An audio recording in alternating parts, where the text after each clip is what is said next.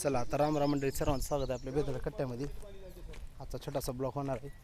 मग कशावर होणार आहे तुम्हाला तर माहीतच आहे. मुरुम दबे झाले परत एकदा, काल मुरुम येऊन पडलेला आहे या ठिकाणी भरपूर असा. आणि सर्व आता बांधणीची नोके झालेली आहे. मला वाटतं आहे साईडचं मुरुम लेवल तीन करून आता ही बिंबा जी आहे ती भरून घेऊन आता पूर्ण होणार आहे थोड्याच वेळामध्ये. कारण आता त्याला प्लाऊड तीन मारतील.